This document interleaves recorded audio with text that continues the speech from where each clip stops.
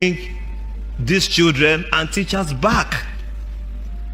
If it was up to you, would you negotiate with terrorists? If terrorists ask for weapons, they ask for money, they ask for concession on future laws of this land as part of their ransom, if you are the governor, would you accept those ransom? Would you accept for those people to be integrated into that community? We don't know the details. So please, let's be sensitive and calm. You do not know the details. The more you negotiate with these people, the more you are going to embolden them. ẹ̀yin tèmi ẹ ṣé tí ẹ̀ ń bá wa wo àwọn fídíò wa èmi ni mo tún mú wálé ní orí ọ̀rọ̀ àwọn bandits àti gómìnà ìpínlẹ̀ Ọ̀yọ́ ẹgbọ́n nǹkan tí speaker House of Rep ìpínlẹ̀ Ọ̀yọ́ tó sọ lórí ọ̀rọ̀ demand àwọn bandits nípa àwọn ọmọ tí wọ́n ti jí gbé sọ́dọ̀ wọn. Ẹ wo bẹ́ẹ̀ ṣe ń wo fídíò ẹ máa bá mi like ẹ máa share ẹ máa comment. Ẹ̀yin tí ẹ ti subscribe ọ̀fẹ́ ni kò ná yín lówó kò ná yín ní extra data. Ọwọ́ tẹ fi like tẹ fi share tẹ fi comment ẹ ní fi gbọ́ ọmọ sí lágbára Ọlọ́run. Ojú tẹ fi wò wá kò ní fọ́ bẹ́ẹ̀ ni etí tẹ fi ń gbọ́ wa kò ní di ẹ ṣé púpọ̀. Èyí ló pé 21 days tí wọ́n ti kó àwọn ọmọ wa àtàwọn teachers wa. Wọ́n kú ni o, wọ́n yè ni o, wọ́n wà láyé ni o, wọ́n sì láyé ní àgbọ̀ kọ̀ọ̀kan. Ohun tó bà mí nínú jẹ́ ni pé ṣé ká má tanra wa. Èmi àti gọ́fúnà Ṣèyí Mákindé alọ́rọ̀ sọ láàárọ̀ yìí. Bẹ́ẹ̀ ẹ bá ń bi gọ́fúnà pé ṣé lóòótọ́ ni wọ́n ń fi ọ̀rọ̀ gbígbé àwọn ọmọ ìpínlẹ̀ politics? Ṣé lóòótọ́ ni? Torí pé ó jọ gàté kò jọ gàté, ó fẹsẹ̀ méjèèjì jọ gàté gàté. Eégún àti ló wọlé, èèyàn àti ló jáde. Ẹ kò jọra wọn. Fídíò Sunday Igboho nígbà táwọn NANS tí wọ́n lọ bá àwọn National Association of Nigeria Students tán lọ bá Igboho sọ́nù fídíò yẹn pé Gọ́fúnà Mákindé ò tiẹ̀ fẹ́ gbọ́rọ̀ rárá. Ní 2021 the same Ọ̀yọ́ state ó ní wọ́n ti ń pa kúkúrú tó ń pa kúkúrú tó ń Fúlàní mú tó fi ṣe lé tí wọ́n ń pa wọ́n pàkúpà kí Igboho tó dìde. Ní ìgbà yẹn náà Ṣèyí Mákindé ò support Igboho. Support Igboho. Gbogbo tún tí Igboho pa pátá tẹ bá máa fi ní Ṣèyí Mákindé lórí program ó wá against Igboho ni. Pàápàá jùlọ ọjọ́ tí Igboho lọ sọ́dọ̀ Sẹ́ríkì gbọ̀ngàn tí wọ́n bẹ̀rẹ̀ sí ní Igboho níbọn ó lọ peacefully àwọn dẹ̀ fi ogun pàdé ẹ̀ lọ́wọ́ bẹ́ẹ̀ ni ó dá o iye ọjọ́ báyìí ni mo fún yín láì gbọ́dọ̀ dùn bí ìmọ̀. Kíá Gọ́fúnà Ṣèyí Mákindé ti wá sórí mídíà ẹ̀fọ́kùn lẹ́fọ̀kan láwo ní túmọ̀ tó sọ́jọ́ ẹ̀ àwa ìjáde ìgbà náà sọ̀rọ̀. But lẹ́yìn ọ̀rọ̀ kí la máa rí the same 2021 in fact gbogbo oṣù mẹ́fà was it not May April 1st àbí July 1st July 3rd ló yẹ kó lọ sí July 1st láti tí wọ́n wá dọ̀yà hágbò wọlé.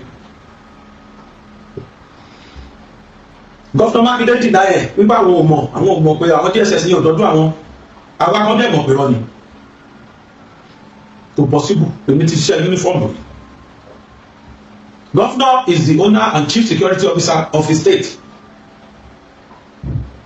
Kò possible kò DSS wọ state kan kọ́ wá create ìlú avoc bẹ́yẹn without the proud knowledge of the state governor. He gave them the go-ahead. He knew because he saw Sunday Igboho as a man that was constituting nuisance. Nígbà yẹn he saw him as a political thug. Then he approved it. Make him want to destroy ilé ẹ̀ kan gbé. But I will take him by his word. Gọ́fúnà ògbọ́n pa ẹ̀. Wọ́n láwọn ògbọ́n anything. Àwọn DSS fún wà látàbújá. Wọ́n dẹ̀ wá ṣiṣẹ́ yẹn ni wọ́n sọ fáwọn. Wọ́n accept. Now tí Igboho tó ti wá bẹ̀rẹ̀ lẹ́yìn kan. Ẹ pé gbogbo àwọn security outfit pátápátá títí máa ń hunters. Ẹ harmonize wọn. You left Sunday Igboho. Ẹ dẹ̀ gbọ́ wípé federal government yà approve ìwé ẹ̀kún. But because you are not with federal government, because Igboho isn't in your party, because you saw Igboho that is with your enemy, which is Bola Tinubu, so ẹ dànù ẹ fẹ́ gbọ́ gbogbo ẹ fẹ́ gbórúkọ ẹ. Yes, I know it is very very critical issue. You cannot just entrust the life of about 40-something to his hands. Because àlesọ ó lè ṣe ọdún ẹ̀ ní má lè ṣe, you are correct. But sir, have you ever given this man any audience? Tinubu yẹn bá wà nínú àwọn tẹ́ ẹ ti kó jọ. Ká fọwọ́ wẹwọ́ lọ́wọ́ fi mọ́. Ẹ wo tó táwọn ń tà tí wọ́n wà lọ́sùn àtẹ̀kìtì àtòdò ẹ wo tó tọ́ ń palẹ́ lọ́wọ́ ń sìn. Ṣé ẹ mọye àwọn bandits tó wà lógbó táwọn ará Ọ̀ṣun ti wú jáde àtẹ̀kìtì àtòdò. Ṣé ẹ mọye ìmẹ̀sílẹ̀ àbíkí náà pè láìpẹ́ yìí? Tẹ́tẹ̀ láwọn oníṣà gbọ̀ngàn ẹ wọ́n wá tiẹ̀ wá sán lórí lọ́wọ́ ìgbésẹ̀ ní Ọ̀ṣun. Oríṣiríṣiríṣi ni ẹ máa rán fídíò sílẹ̀ ní gbogbo wọn wá bíbá ní ìtú tí wọ́n fi àwọn bandits yẹn pa. Bọ́sẹ̀ ní gbogbo èyí tẹ̀ mú àwọn bandits tó jẹ́ kẹ́ tó mú ọtọ́ ẹ̀ ti tan kámẹ́rà. Ó fẹ́ fi bẹ́ẹ̀ tẹ́mi lọ́rùn tó. Elimination by substitution ló yẹ ká máa lo. Elimination by substitution. Mo ṣe ń bọ̀ mbẹ́ tó bá tásìkò. Èmi àti Gọ́fúnà Mákindé la ṣe sọ̀rọ̀ lọ́wọ́. Our governor refused to even recognize Sunday Igboho till now. Ẹ sà, ilé fẹ́ gbàgbé ọ̀tẹ̀. Ọba tó jẹ tó tìlù fẹ́, orúkọ ò ní parẹ́. Ètò lè jẹ́ tìlù dáa, orúkọ ò ní parẹ́. Lánàá mo kà fún wa bí pé àwọn Ọ̀yọ́ State House of Assembly yarí pé wọn ò ní negotiate pẹ̀lú àwọn bandits yẹn.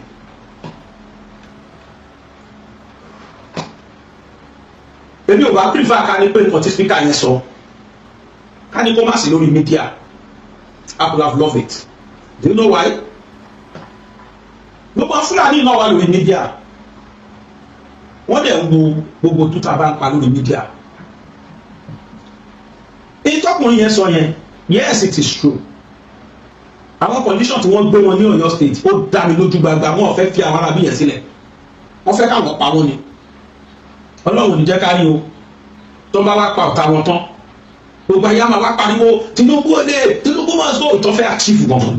But must we do that because of the at the detriment of people's life? Must we do that? Ẹ wá mọ kókó kò tẹ́ fi play politics. Gbogbo èyí tẹ́ náà Fúlàní yẹn ṣe. Wọ́n béèrè àwọn conditions kan tá a gbọ́ indirectly. Torí pé indirect speech ní máa yẹn fi ṣe kò sọ directly. Speaker Ọ̀yọ́ State. Wọ́n fèrè owó ìyẹn ṣe big deal 1 billion kò ní ṣe nǹkan tí gọ́fúnà ò lè meet. After all security vote wọn lóṣooṣù kó wọ 1 billion so wọ́n lè owó oṣù kan lásán ti tó wá kàn sanwó yẹn. Wọ́n tún wá kọjá yìí. Gbogbo condition yẹn tí mo gbọ́ wà láì wọ́n fẹ́ rí this àwọn àbí ẹ̀. To not even pé no sane governor that will meet up that condition. Ibẹ̀ gbogbo tí wàá tàkù gọ́fúnà. Bẹ́ẹ̀ bá wá rí èèyàn kan tó sọ pé gọ́fúnà ẹ̀ má dààmú àwa wà bẹ́ẹ̀ fún yín already, why don't you embrace such person? Ní ní kí ẹ dá fún Ìgbòho lẹ́kọ̀ọ́ dá lọ. Ẹ harmonize gbogbo àwọn security outfit wẹ̀ Ìgbòho sáàrin wọn. Ẹ má fi ṣọ̀dà ẹ jẹ́ kó wọn àtàwọn tí wọ́n wà nù wọn káwọn wo kí ló fẹ́ ṣẹlẹ̀. Wọ́n ní ẹni tó bá sọ pé kí là á ṣe là ń ṣe é hàn. Ẹlẹ́yẹmẹ́yẹ jáde lápò. Ẹ tí ìjẹ́ òmú ẹyẹ jáde tí ń pè ní dúdú bí pupa. Èèyàn lóhùn lè ṣe ẹ̀wọ̀n ní kẹ́ recognize ẹni.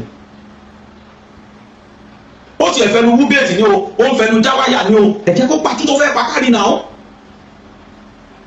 Ṣùgbọ́n mo mọ kíní kan pé àwọn ará àwọn dákẹ́kẹ́ lè ròyìn Ìgbòho. Sọ́ọ́líù Sẹ́ríkì Ìgàngàn ó lè ròyìn Sunday Igboho. Òní tó ti gbé òkú pa fún. Ló sọ kiri lórí social media pé ṣé ẹni Sunday òun bí n bá rí ẹ̀rọ ẹ̀ṣin máa bà mí. Ẹ bá sì gbórúkọ rẹ̀ tútù àṣìmọ́ mú mi, kò ní tí Sunday ṣe fún. Kò ní kan tí Sunday jẹ, kò tí ẹranko Sunday jẹ tẹ́lẹ̀kùn, ó tó máa ṣe ní gbẹ̀dú sọ́dẹ̀. Ó wọ ẹ̀kọ́ta wọn lọ bá wọn báyìí ní gbọ̀ngàn, ó dídì wọlé lọ bá wọn. Wọ́n yìnbọn lọ́tọ̀ yìnbọn lóṣù lẹ́ẹ̀kan gbogbo ẹ̀. Irú èèyàn yẹn wá wà lọ́yọ̀ state ní ìbànújẹ́ wàsà. Ó bá sọ pé òun rẹ́dì. Bẹ̀rẹ̀ Gọ́fúnà Mákindé ò fóun lọ díẹ̀.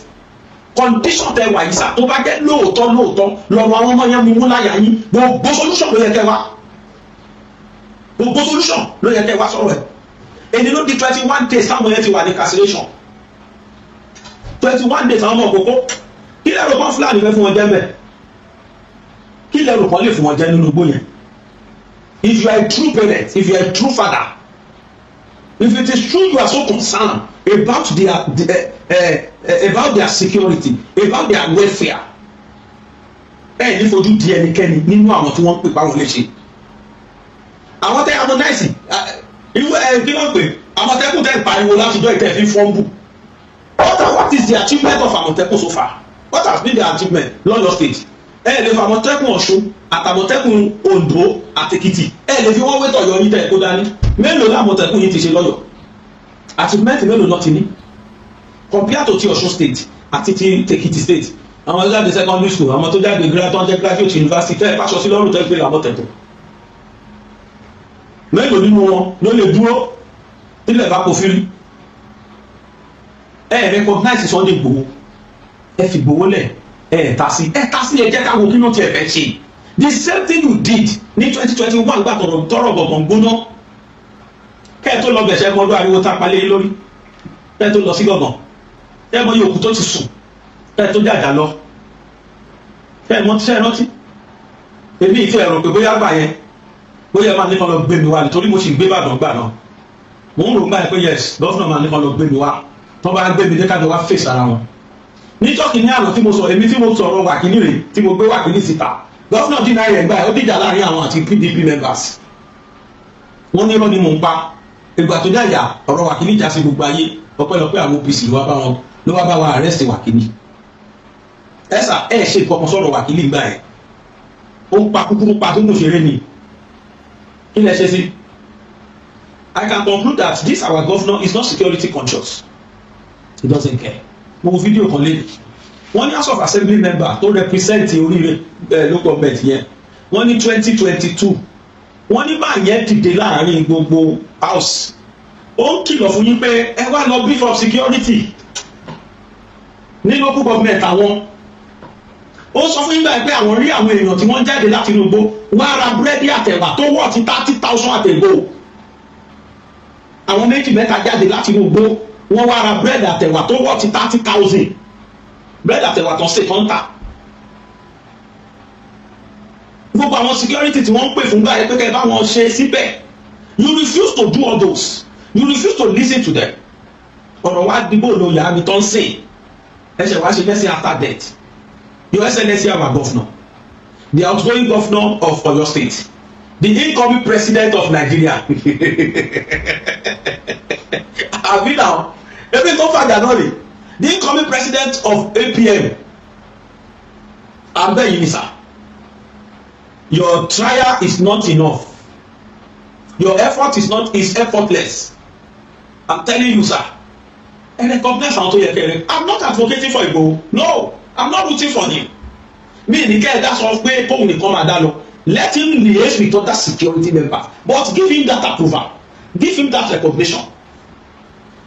Ọ̀rọ̀ tó wà lẹ́yìn sá enough of kẹ́ máa fi ṣe politics. Tẹ́lí fídíò tàfi wọlé yẹn. Ṣé gbọ́dọ̀ lẹ́nu House of Assembly Speaker Oyo State. Ṣé gbọ́ ọgbọ́n tí máa yẹ kalẹ̀ báwo Fúlàní yẹn béèrè. Orí wọn burú débi wípé wọ́n béèrè òfin tó máa gba ilẹ̀ fáwọn pé kí wọ́n ṣe òfin táwọn náà máa dánwò nílẹ̀ l'Ọ̀yọ́ State on top of wetin say who die. Wọ́n ní kíkọ́ gbogbo àwọn èèyàn àwọn tí wọ́n kó káàkiri kọ́ lọ rìlíìsì wọn káwọn tó rìlíìsì àwọn ọmọ yẹn wọ́n máa gba 1 billion oríṣiríṣi náà kalẹ̀ ẹ gbọ́dọ̀ lẹ́nu gọ́fúnà lẹ́nu spíkà yẹn. Ẹgbọ́n kan tí máa yẹ sọ gbàtà òun la fi wọlé. Ìgbà tí mo gbọ́ gbogbo condition tó ń bèrè mo náà rábí yóò ní wọn ní àwọn ọmọ yẹn fi sílẹ̀ wọ́n fẹ́ pa wọn ni. Tọ́ bá dẹ̀ pa wọn nǹkan tó fẹ́ tán ṣe rè tí wọ́n yé wọn wọn tí ì pa wọn wọ́n sì gbé wọn. People are calling for resignation of Mr. President. As if Mr. President is the governor for your state. They were not calling for resignation of governor for your state, but they were calling for resignation of Mr. President. Torí pé president yẹn gbogbo ló wà lójú gbogbo wọn náà target. President yẹn gbogbo ló fẹ́ bà lórúkọ jẹ́. President yẹn gbogbo ní ibi tí wọ́n fẹ́ gbé èèyàn tí wọ́n wọlé sí. Bí kò sì ṣe pé Olúwa kọ́ ilé náà ọmọdé ṣe lásán ni. Bíbélì ló sọ bẹ́ẹ̀ bẹ̀lẹ̀ ti fèèrè.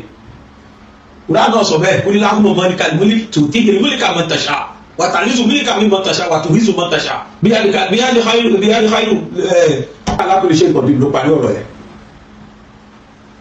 ọlọ́run ọba nìkan ló ń fọba jẹ olóró ọba lóyè ọlọ́run ló ń fìyàn so ẹni bá da ọlọ́run ló ní ó ga ẹni tó kúrò ọlọ́run ló ní ó kúrò ọlọ́run ló wà níbẹ̀rẹ̀ náà ló parí kẹ́ ẹ tó bẹ̀rẹ̀ nǹkan náà ti mọ̀ ń pa ẹ̀ èmi máa yọrí sí ọlọ́run ọ̀bẹ̀tẹ̀ yóò mọ̀ gbogbo ariwo tá a jọ pa fúnra wa bẹ́ẹ̀ tí tó ń dùn mí ni pé àníkẹ́ ẹ má fi ẹ̀mí àwọn ọmọ ọlọ́mọ sí i ní ẹ pílẹ̀ òṣèlú bó bá ṣe wù yẹn lọ́wọ́ bá ní kó jábọ́ lọ́wọ́ ni I'm less concerned but please respect the life of human being.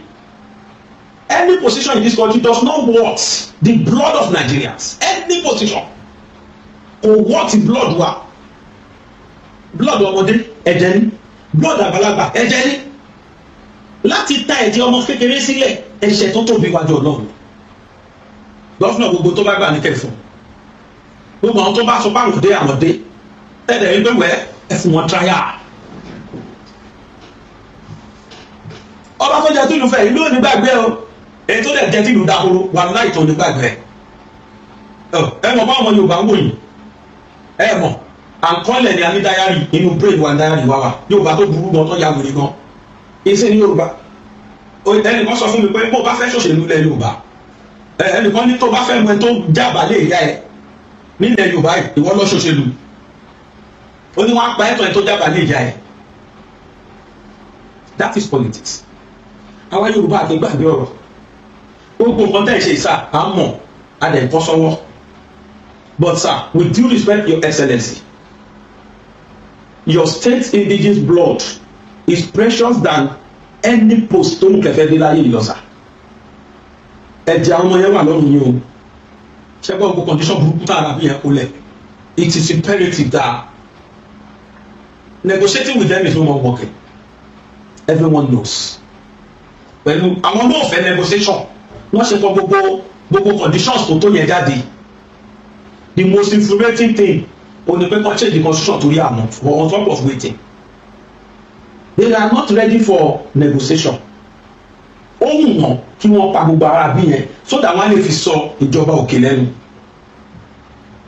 and I wonder why people that are shouting Tinubu should resign are not shouting Makinde should resign because politics na fit play ẹsẹ̀ àwọn counterpart ní lọ́sùn ẹ wò tó tán pa lọ́sùn gọ́sìnà tún wọn sílẹ̀ báyìí lọ́sùn ẹ arrest them tẹ́ bá fi ní wọn arrest wọn look at what they are doing in Ọ̀ṣun now in different places ni wọ́n ti ń kó Fúlàní báyìí iṣẹ́ bá ní Fúlàní o Fúlàní tó confam pé bandit lélẹ̀ wọ́n kó wọn live nísìn ní Ọ̀ṣun state àwọn gómìnà pé lọ́wọ́ yìí ìnira dé bá wọn lọ́sùn state wọ́n kó wọn tìkẹ̀tìkẹ̀ lọ́sùn ni lọ́wọ́lọ́wọ́ yìí the same thing Ekiti at Ondo state no Ogun state at Ondo state although to some extent Ogun state not try like seriously torí mo rí arrest fáwọn náà mi Fúlàní mélòó lẹ ti mú lọ́yọ̀ọ́ lẹ́yìn tí wọ́n kó àwọn ọmọ yẹn ṣé ẹ gbọ́ pé wọ́n lọ immigration sá àbẹ́gbọ́ wọ́n disarm àwọn immigration officer torí pé night duty làwọn yẹn wà èmi náà dẹ̀ ti ṣe night duty rí kò sí sẹ́ńtírì ní night duty gbogbo wọn tó máa ṣe night wọ́n lè má ju mẹ́rin márùn-ún lọ wọ́n wá gbà wọ̀nyàn ní àárín ọjà wọ́n dẹ̀ bẹ̀ sí immigration office wọ́n ti sáà wọn kó gbogbo ọwọ́ wọn lọ láti ẹ̀dùn pẹ́ pé wọn pa àwọn yẹn lẹ́sẹ̀kẹsẹ̀. The same Ọ̀yọ́ state yìí as if that was not enough ìyàwó kan náà tẹjọ́ ṣòṣèlú ẹ̀bẹ̀ àbúrò kan náà tẹjọ́ ṣòṣèlú pẹ̀kẹ̀lẹ̀ mẹ́sì tọmọtọmọ ni wọ́n gbé àwọn yẹn lọ àìgbọ́ kankan ló nípa wọn dè ní kódà yóò gba ẹgbẹ́ yín ló ṣiṣẹ́ yẹn àyàtúnṣe àwọn yẹn ò ṣe bandit tó ní kó ti rí pé Ọ̀yọ́ state lack security totally ẹ̀sà gbogbo security fò ti tẹ́ ẹ̀gbá kílẹ̀ fi ń ṣe gbogbo rural areas yín pátá gbogbo many of them have been calling me wọ́n ní gbogbo rural sí kò sí security kò sí infrastructural facilities urban lọ́lẹ̀ mójú tó tẹ̀ tún ṣe dáadáa àwọn ará ọba ṣàdúrà fún ibẹ̀ tó lù ṣe bọ̀ kí ló ṣe àwọn villages yìí kí ló ṣe àwọn abúlé fẹ́ni ẹ mọ̀ pé bẹ́ẹ̀ làwọn Fúlàní yẹn focus wọ́n dẹ̀ sọ pé wọ́n ti ń pariwo oríire local government yẹn fún yín tipẹ́tipẹ́ ẹ̀yà sí ni we fẹ́ tọ̀pọ̀ zan ọ̀tí tí afọ́ọ̀kì tó ṣẹlẹ̀ honourable governor sir your excellency ẹ wá àkànṣe sí o àgbà àwọn ọmọ Yorùbá ṣé ẹni ká máa pariwo ìjọba ẹ wá gbà wá o problem ni o ká máa tóní kálukú má dúró dé ìjọba kankan mọ́ mo fẹ́ fi akọni tí àwọn ará Ọ̀ṣun ṣe lọ́wọ́lọ́wọ́ yìí àti Oǹdó Èkìtì gangan bẹ́ẹ̀ fi wọ́n hàn wá kẹ́rẹ́ àwọn fídíò sí yẹn ìtú tí wọ́n pa lọ́ṣun bẹ́ẹ̀ kíní kan ni mo kàn fẹ́ kẹ́ ẹ ṣe lọ́ṣun mo ti sọ pé tí n bá débẹ̀ máa sọ kí ló dé tẹ̀ ń ríkọ̀dù àwọn ará bí yẹn lára tẹ bá ti mú wọn ní tẹ́ ti máa pariwo fáwọn èèyàn tó bá ti ẹ̀dẹ̀ wá ríkọ̀dù ẹ má jẹ́ ká mọ ohun tó ṣẹlẹ̀ sí wọn mọ́ tẹ́ bá ti mú wọn báyìí ẹ máa rán wọn ní ìwú ẹṣin tẹ́lẹ̀ fáwọn lágbófinró lọ́wọ́ kẹ́ ẹ mú wọn lọ sí ọ̀dọ̀ àwọn ọlọ́pàá tó ga jù kẹ́ ẹ rán wọn lọ síbẹ̀ ó ti yé gbogbo èèyàn tó kú ń wò mí ẹ bá ti mú wọn báyìí ẹ máa mú wọn lọ police station tó ga jù ẹ má mú wọn dúró ní state yìí rárá ẹ rán wọn lọ highest police station káwọn ọlọ́pàá tó ga jù kàn wá arrest wọn ìtẹ́sí ń tó wọn àfẹ́ mọ bí wọ́n parí ayé wọn sí àfẹ́ mọ̀ àti ẹ̀bẹ̀ gbọ́ wọn ẹ bá ti mú wọn báyìí because nǹkan kan ṣe tó lè fi dínkù nìyẹn bẹ́ẹ̀ bá fi wọ́n lọ́lọ́pàá lọ́wọ́ lẹ́yìn kójú ká ọlọ́pàá mọ́ gan irú àwọn tó káwọn ọmọ yìí sè tó bá rí wọn kó ọlọ́pàá prosecute wọn wá gbé wọn dé tó ti mọ̀ pé gbogbo ayé ti gbọ́ bọ̀pẹ́ mú kan láàrin street ẹ̀ṣẹ̀ rẹ̀ wá fà lọ́lọ́pàá lọ́wọ́ ti yé yín ẹ gbàgbé ẹ̀ end of the game nìyẹn bí ẹ bá rí mọ́ nìyẹn wọ́n tó dé police station náà ti máa release wọn ọlọ́pàá náà contribute sí nǹkan tó ń ṣẹlẹ̀ sí wa ní Nàìjíríà pàápàá jùlọ nílẹ̀ Yorùbá bó o mú Fúlàní dọ́dọ̀ wọn bó o bá dé orin ìwọ bọ́sítà kó kàn dúró lẹ́nu ọ̀nà láàrin ìṣẹ́jú márùn-ún wárí títọ̀ máa kọjá lẹ́gbẹ̀ẹ́ báyìí bó bá ṣọ́ra tó sọ fún ẹ pé bẹ́ńkì a tó sọ fún ẹ pé wákà ayàkà sí adé máa lọ ọ̀dẹ̀ ni ẹ o ẹ bá fi mú wọn ẹ rán wọn ní ìwú ẹṣin kó tiẹ̀ dínkù ẹ jẹ́ àwọn ogun tí wọ́n pa lọ́ṣun àwọn tà làwọn tó mú wọn yóò fi ṣe ọ̀dọ̀ àríbi tí àwọn Àmọ̀tẹ́kùn Ọ̀ṣun àwọn tẹ́lẹ̀ mọ́ l'Àmọ̀tẹ́kùn Ọ̀ṣun Oǹdó Èkìtì àwọn Àmọ̀tẹ́kùn original làwọn yẹn àwọn Àmọ̀tẹ́kùn original tó jẹ́ pé wọ́n mọ tó ń ṣe ẹkùn gan làwọn pàápàá kí sàmọ̀tẹ́kùn ẹ̀jẹ̀ àwọn tó tàn pa. Àmọ̀tẹ́kùn mú bandits.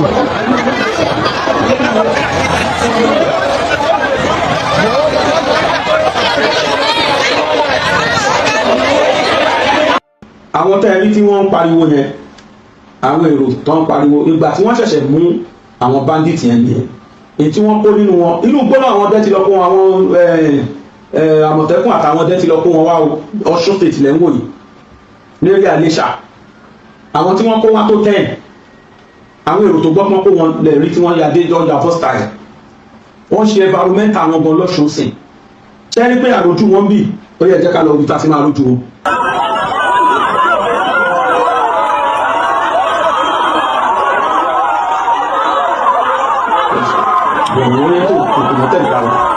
àwọn ilẹ̀ ń wò tí wọ́n ń tò wọnú mọ́tò yẹn màá ní kán tún bẹ̀rẹ̀ kájọ káyé àwọn tí wọ́n ń tò wọnú mọ́tò about 20 of them ni wọ́n lọ kó wọn mọ́nú gbóni o wọ́n lọ kó wọn mọ́nú gbóni o tó bá dé wọ́n wá aṣọ ṣẹ́ka trọ́sà kan wá sáré wọ̀ kẹ́ bá máa dá wọn mọ̀ inú gbóná ti kó gbọ́n tẹ̀ wò yìí ó yẹ jẹ́ kájọ máa wí lọ.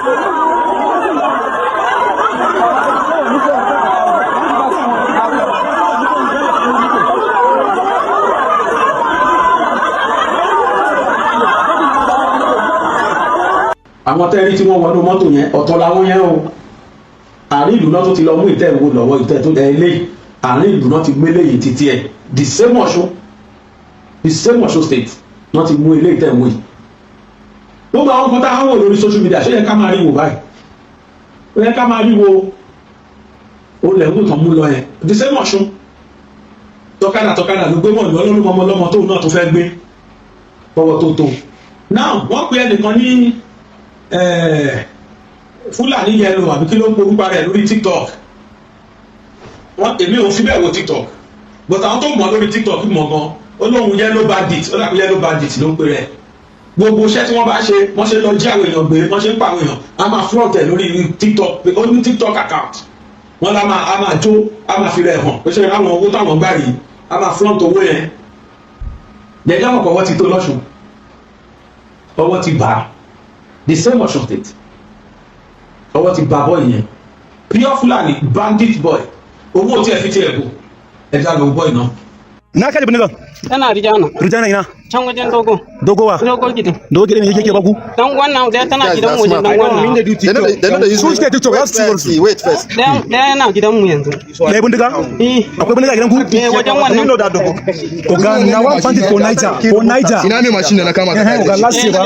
Na yi kodi so ko bara. Da ko gide ko Niger. Ni wannan ne ni wannan. Na wali ji sa. Yanzu ni na san da za sami. Oye ga san da za sami. Yana gida. Shi ne kai dan uban ka ba ga mu shi ma bandit ba. Ba ga mu warke ne ba dan uban ka. Aje yanzu za They know the username save numbers. Then see them. They know the username ga HH. Na HH11 GGC. Na him now. So say TikTok. Like you know this guy for TikTok. Oga na them now. Na this TikTok warke ne. Wait. What's your username on TikTok? Ask him your username. TikTok naka. Saleh Ibrahim. Saleh Ibrahim. Let him duniya babu wanda zai yi maka wannan sadaukarwar sai mahaifiyarka a rayuwar duniya na muna soyayya da yawan mutane kana aure da abin da kake da gida arjiyonka ko a matsayinka boy tẹ̀lé tán mú yẹn celebrity bandit yellow bandit àbí ló ń pè rẹ̀ ara àwọn fídíò tó ti ṣe lórí TikTok òní mo fẹ́ ní complain fún wa kẹrẹ̀ òde boy náà lẹ̀ wò yìí lórí TikTok ló wà yìí a máa fi gbé ọ̀kadà tuntun tó gbé wá tó wá fi gba àwọn èèyàn wọn a máa fi fọ́ǹbù orí ẹ̀ ló wà yìí owó ńkọ́ akówó dání a máa fọ́nbù pé wọ́n wà wọ́n núgbó àwọn iṣẹ́ ìgbówó olówó tó tẹ̀rí yẹn àwọn Ọ̀ṣun náà ń dára tẹ̀wó yẹn o àti ráìmọ̀ yẹn táwọn Oǹdó àti Èkìtì náà ń ṣe àwa ta kò kọ́ kí là ń tó ṣe torí ẹ̀ níbi ṣe pariwo ní gbogbo gbà pé Ọ̀yọ́ state gangan ló lọ́rọ̀ tọ́yọ́ state bá fẹ́ kí ọ̀rọ̀ ìṣẹ́tù léni wọ́n mọ̀ tán àwọn máa ṣe bọ́yọ́ state bá fẹ́ kọ́rọ̀ ìṣẹ́tù wọn mọ̀ kọ́tà wọn máa ṣe so tí mo fẹ́ sọ nìyẹn pé gọ́fúnà Mákindé ẹ pa kìtì mọ́ra ẹ má jẹ́ kọ́rọ̀ yìí kó lọ bẹ́ẹ̀ àwọn ìyá àwọn ọmọ tí wọ́n gbé yìí wọ́n fẹ̀dọ̀ lórí òróró láti jọ ìtàn ti gbé àwọn ọmọ wọn inú ìbànújẹ́ tó ga òun làwọn òbí àwọn ọmọ yìí wà ìjọba ń gbé sí kágbọ́ ọ̀kọ̀ tuntun sẹ́wọ́n bọ́n ṣe káàkiri àwọn ìlú gbogbo àwọn òbí àwọn ọmọ tó ń gbélé ẹ̀wọ̀n yìí o bóyá bá mi kílẹ̀.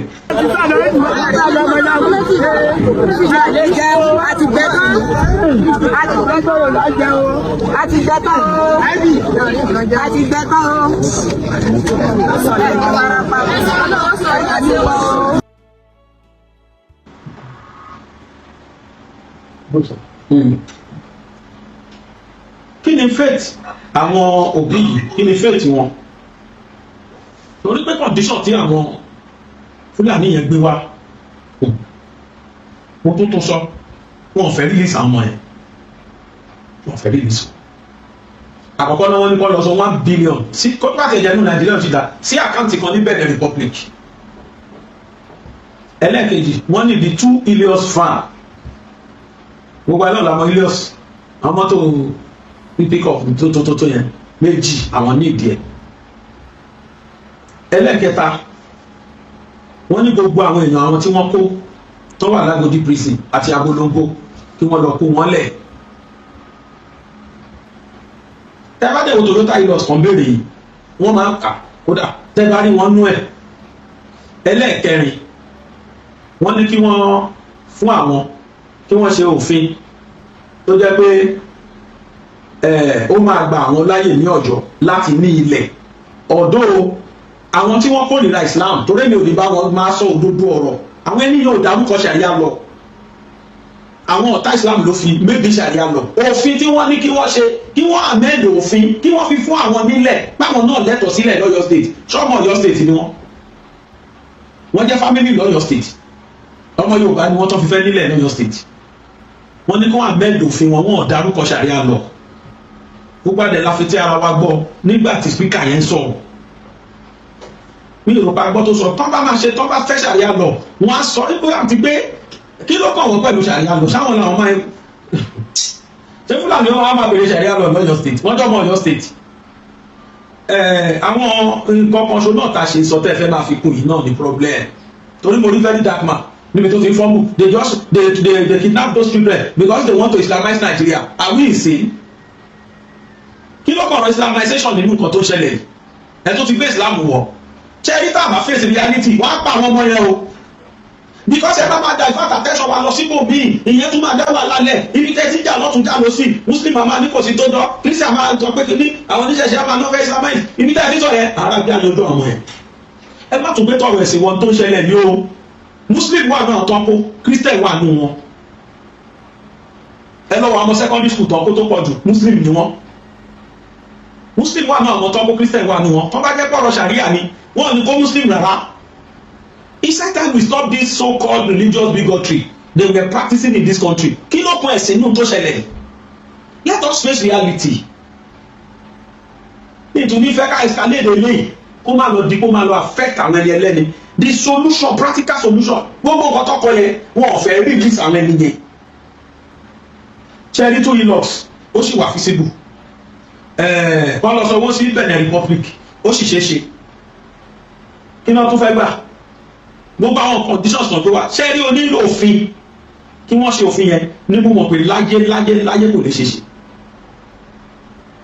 gọ́fìnà tó bá ṣe rú ẹ̀ ètò nígbàgbé ẹ̀ àwọn náà mọ̀ fi clause yẹn sí so that government ò ní meet up kan kó ní lọ́ọ̀sì méjì wá kan fún ní 1 billion kan lọ sọ́sọ́ àkáǹtì kan bẹ̀rẹ̀ so that wọn ò ní lè trace àkáǹtì yẹn wọ́n mọ̀ pé láéláé wọn ò lè gbé 1 billion cash wá wọ́n béèrè pé kọ́ lọ sọ sí Benin Republic wọ́n mọ̀ pé kò ní easier fún gọ́fìmẹ̀ntì láti trace the account tó bá sanwó yẹn sí. Conditions tí wọ́n gbé wá yẹn wọ́n mọ̀ gbé àwọn conditions yẹn wá ni wọ́n dẹ̀ release gbogbo àwọn èèyàn àwọn pátá tí wọ́n wà lẹ́wọ̀n tó possible. Ṣé wá rí release àwọn èèyàn àwọn tó wà lẹ́wọ̀n wà láì awálàfà ọlọ́dẹ̀ mú Nigeria government ṣe bẹ́ẹ̀ ilẹ̀ fẹ́ ṣe ẹ̀yìn ilẹ̀ wá fundamental human rights àwọn tí wọ́n pa àwọn èèyàn tí ẹ̀yìn náà ti fojú ara yín ẹ máa wo tọ́ka mọ́ àwọn ènìyàn sí ìwọ́n á gbé wọn lọ kóòtù o ayé àwọn tẹ́ ẹ ti rí ọ̀rẹ́dì tí wọ́n dú ẹni ẹlẹ́ni Bíbélì ní ẹni tó bá fi dà pààyàn kí ló ní ká fi pa ó ní dà náà lọ́ fi pa àwọn tó yẹ ká ẹ sọ lóko pa bẹ́ẹ̀ ni wọ́n bá kẹ́ ẹ dùn lẹ́ni káwọn èèyàn máa lẹ̀ wọ́n lóko tán máa fi kú ẹtún bá ní ẹ because of their fundamental human rights wọn ni wọn ní kẹ lọ́ọ́ máa jù wọ́n sẹ́wọ̀n òun náà ń béèrè àwọn èèyàn wọn kẹ́kọ̀ọ́ wáyé tó bá jẹ́ ti fa àwọn èèyàn yẹn ránṣẹ́ sọ̀rọ̀ tipẹ́tipẹ́ ṣé wọ́n á máa béèrè wọn. That is where we have problem in this country. Gbogbo àwọn tọ́kọ́ fún àwọn ọlọ́pàá yẹn náà máa wò ọlọ́run ISB dání tabarẹ́ tó lówó gidi tààrà ní wọn wá fún wọn lẹ̀. That is Nigeria for you. Máa pariwo pé kò sí security. Wàláì that is Nigeria for you. Bí ta ti ṣí nìyẹn bí ta ti gbà bó nìyẹn. Look at what is happening now. Wọ́n wá ń béèrè àwọn tó aláwọ̀ tó ṣiṣẹ́ ìṣẹ́ tó bá ráwọn ọmọ yẹn gbàlẹ́ àtàwọn teachers wọn easily tó bá rí àwọn ènìyàn kó ẹ̀rí wà láyé máa wo tó máa ṣe fún wọn wọn kó wọn lọ court wọn ni wọn àárẹ̀ ìlú wọn àwọn kan tó wọ́n pa àwọn èèyàn ní ọwọ́ kílì àwọn ẹni tí wọ́n kó bẹ̀ mo gbọ́ pọ́n dájọ́ kú fún wọn iṣẹ́ dájọ́ kú èmi ti ṣẹ́ lọ́gbà ẹ̀wọ̀n rí condemned lọ́ máa lọ kó wọn sí condemned tán dẹ̀ wà yẹn lóòótọ́ ara máa ni wọ́n jí ẹ̀bẹ̀bẹ̀ tán ẹ̀wọ̀n ọgbà yẹn ti kọjá ló ti yàtọ̀ sẹ́wọ̀n sí wọ́n lè kó wọn lọ kirikiri torí ọ̀wọ̀ ni ọ̀wọ̀ kẹ̀lé nínú south west ni tọ́ba kó wọn wá sábẹ́kúta wọn kó wọn lọ sí ọ̀wọ̀ wọn kó wọn lọ sí kirikiri àwọn bí méjì tó jẹ́ convict prison nìyẹn wọ́n lọ gbádùn bẹ́ẹ̀ lẹ́yìn sọ̀mí yíyá sí sí wọn padà release wọn ọ̀wọ́ káwọn míì tó dán mi wò wọ́n ní kọ́ lọ kó àwọn èèyàn wọn wá tó wà kirikiri àwọn tó jẹ́ pé wọ́n ti kẹ́ máa lo taxpayer money kẹ́ tó máa fi bọ́ wọn because of our prison ẹ fún wọn lóúnjẹ àárọ̀ ẹ fún wọn tọ̀sán ẹ fún wọn talẹ́ ó lè má wọ̀ of good quality but wọ́n á sì jẹun ṣé wọ́n wọ́ ọ̀tí ẹ̀kọ́ tó mú mi mọ́ Nàìjíríà àwọn tó dá tíṣà dọ̀bálẹ̀ kan dún lọ́rùn fundamental human rights wo náà tún ní mọ́ human rights ẹni tí wọ́n gbà yẹn kọ́ ṣé human rights nìyẹn nínú owó ní human rights ẹ̀wá tún ní ẹ̀mú wọn wọ́n fáwọn ọlọ́pàá lọ́wọ́ ẹ̀fí wọ́n ságbógbèrò wọ́n máa ń sọ òyìnbó kan don't take laws into your hand jungle justice kò ní dá fún jungle justice ìtàwọn ṣe yẹn ṣé kí náà pè ṣé urban justice làwọn yẹn ṣe ìṣe jungle ẹkú ọmọ òkókó wọn dẹ bẹ̀rù kò dẹ ní wọn lára pé àwọn ọmọ kéékèèké yìí inú àwọn ẹwà rìlíìsì tó bá ti ọ̀dọ́ tó bá ní wọn kó sẹ́ ẹ̀ báwo tó máa ti fún wọn wọn lọ kó wọn lọ police station àwọn tó yẹ kó jẹ́ kó kù wọn náà máa display ká máa rí kí Nigeria government ṣòfin ní o gbogbo ẹsẹ̀ governors kọ̀ọ̀kan lọ ṣòfin ní o tó bá ti bá àwọn bandit tó confam pé bandit wọn ti kì í ṣe innocent lẹ́sẹ̀kẹsẹ̀ ní kọ́ máa ṣe dájọ́ fún wọn ò wọ́tẹ̀ tó wọ Nigeria court kankan ó ló ń béèrè lọ́wọ́ yìí yẹn sí ara condition tán fún wọn nìyẹn gbogbo àwọn èèyàn àwọn tó wà lágbòdì àtàwọn tó wà lábolóńgbò kan lọ release wọn kéwò kan tó lè pọ̀ sí bí wọ́n meet gbogbo condition yẹn tọ́ bá meet kan lọ release àwọn èèyàn àwọn yẹn wà láwọn ní release àwọn kan gbé yẹn two hardest condition ọ́fíìsì easiest one méjì ní cs ṣé ilox gba mélòó ní gọ́ọ̀mẹ̀ntì máa fi lọ ra ilox méjì wọ́n lè gbé gọ́ọ̀mẹ̀ntì house náà wọ́n sì máa wà mẹ́ẹ̀ tuntun náà fọwọ́ kàn má kàn gbé méjì ni ṣé ká sanwó sí àkáǹtì Benin Republic phone call ló máa jẹ́ 1 billion wọ́n ti sọ yẹ fi release àwọn akáni two conditions yẹn bẹ́ẹ̀ ọmọ kan fi clause méjì yẹn sí kọ́ àmẹ́ the constitution káwọn ọ̀dọ́ mú nílẹ̀ èmi ẹlẹ́kejì kí wọ́n release gbogbo àwọn èèyàn àwọn so possible definitely wọn ò fẹ́ release àwọn ènìyàn ni ó wá kó sọ́wọ́ gọ́fúnà Mákindé bíbélì ní olùbùkún ní fún ọmọ ọ̀dọ́ náà torí pé kí ni torí kó fi ọgbọ́n ṣe mo sì sọ ẹgbàá bí òṣèlú for now sí your excellency tọ́nà bá sọ pé yìí ni lè máa jẹ́ landlord Aso Rock in the next 4 years kó sẹ́ni tó lè dáyé dúró kí gbogbo èèyàn bá tiẹ̀ tásí nípa bá tiẹ̀ fẹ́ vote fún yín ẹ̀kọ́ ní kọ́ máa announce orúkọ yín as the winner ni torí bá ti kọ́ pé yìí lè máa jẹ́ the next 4 years landlord in that Aso Rock tó bá sì jẹ́ yìí kọ́ ẹ̀sà bẹ́ẹ̀ ni gbogbo agbára tẹ̀ ní láyé ó dà káwọn màláíkà tó wájọ́ yìí káwọn àjọ̀nù náà kó onúgbó kọ́ wájọ́ yìí ẹ̀ fẹ́ẹ̀lì bọ́ torí kò sínú àkọọ́lẹ̀ yìí tẹ́ bá ti wá gbàgbọ́ ní kádàrà bẹ́ẹ̀ do the rightful and do the needful ó lè ní ló pé 21 days 21 days tí wọ́n ti gbé àwọn ọmọ yẹn ẹ jẹ́ ká ní human feeling ẹ wo àwọn òbí àwọn ọmọ ẹ̀bọ́n ti dà ẹ wo àwọn ìyá ẹ̀bọ́n ṣe rí ẹbí ẹrù ní ìlú wọn péjọ wo ló ti jẹun gbẹ̀yìn ẹ wò wọn bí báyà wọn ṣe sọ̀kalẹ̀ ó ti sú ẹlòmíì wọ́n ti yẹ kí wọn obìnrin rere ni wọ́n mo fọlọ́ búrẹ́ ẹlòmíì àti kú níbi ìrònú níbi hypertension ẹlòmíì àti ní stroke àgbígbó ni ìyá ọmọ ọdún méjì fẹ́ fojú sí ìyá ọmọ ọdún mẹ́ta ìyá ọmọ ọdún mẹ́rin ṣe bẹ́ẹ̀ wá náà bímọ káwa náà fi ṣírò ara wa wò bájá ọmọ mi ní kọ́ tí gbogbo ayé ń ké gọ́fúnà ẹni máa fi round of iṣẹ́ ẹ bá wà wá kàn ṣe sísá.